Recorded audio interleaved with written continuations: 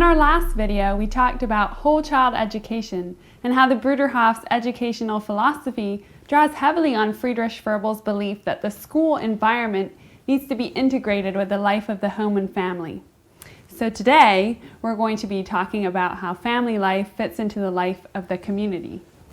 And just so you know that we're not speaking theoretically here, I'll just put out there that I have 5 children of my own, ages 1 to 13. And Doreen? Well, I come from a very large family, all raised here in the community. My youngest brother is actually still in high school, but my older siblings and the ones a few younger than me are in college or married. So we really have some experience backing us up. The array. Yeah. So to the basics, family is the central unit in community. It's not like a regrettable distraction from our careers or life in community. In fact, really the only thing more important to us than family is the commitment to follow Jesus. But I think if you read in the Gospels and you see the way Jesus reverenced his parents, especially his mother, to me that's an example to each of us of the centrality of the relationship between parents and children. Yes, and for that reason, the commandment to honor father and mother that it may go well for you is really of first importance when you think about education. The home is foundational. The school, teachers, the broader community can only really strengthen that foundation. Yeah, and the educator Heinrich Pestalozzi, who we mentioned previously in this series, said that the living room is really the locus of education. The home is the primary place where children learn to love God and the people around them. And the way they learn is sometimes through religious instruction, like reading the Bible or, discussion around the dinner table. But mostly, and I think much more importantly, it's by example and engaging with the world around them. We should maybe talk a bit about what family looks like in our particular community. So I'll start. Families have breakfast together.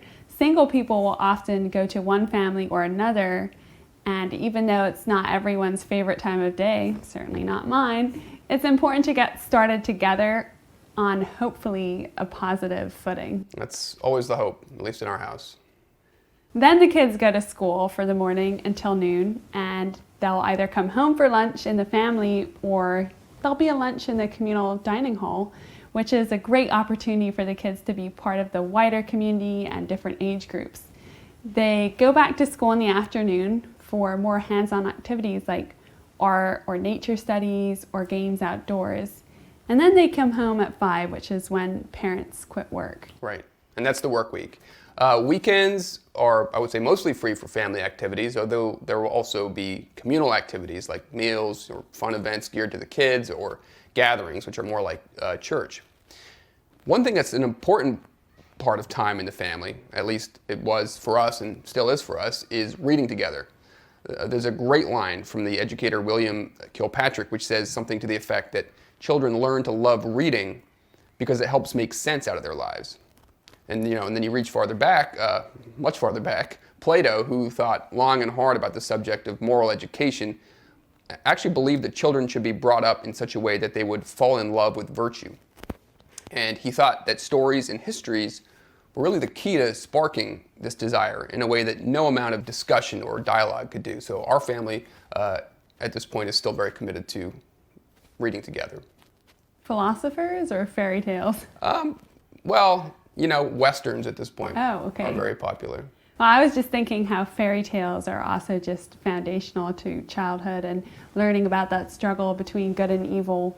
One thing I think is neat for children growing up in community is the way they're able to experience the rhythm of life through the connection to nature. Bruderhof founder Eberhard Arnold talks about how nature is a valuable teacher because all of nature is united by bonds of mutual aid. So from winter activities to tapping maple trees, to making maple syrup, to bird watching, to witnessing the arrival of new lambs in spring, beekeeping, gardening in the summer, and then harvest time. Because we live in community, kids are able to experience more of that than an individual family would because each family has their own interests, but then involves other families in what they're doing. Yeah, right.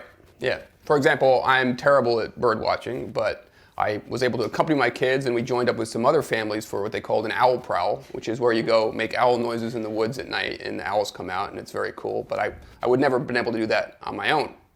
But then our family takes care of about 30 sheep, and we're expecting to have around 50 lambs this spring. And at that time, all the kids will come to the barn and maybe even see a lamb being born, and they can look and then also find ways to help, like if a lamb needs some extra attention, maybe some bottle feeding. And that's a really neat project.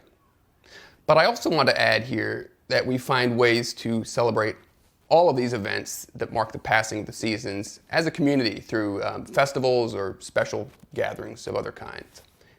Yes, there is a lot that's beautiful about all of that. Probably should say at this point that if you're used to being a more private family, being a family and community can be a little intense at first or overwhelming. At least I've heard that from families who visited, and I can understand that. It's important to find a balance between family time and community time. Very true. And I also want to just insert in here that families here are far from perfect. It may sound like it's idyllic, but the truth is we have the same arguments and behavioral problems and sometimes outright dysfunction as you'll find anywhere else. But I do have to say, as a parent, I can think of no better place to raise children than in a communal environment where it's not everybody for themselves, but everyone is looking out for each other and wants the best for each other and each other's kids. So true, and that's amazing. But that's all for this video. Make sure to subscribe to our channel if you haven't yet, and we'll be making more videos on raising children in community coming soon.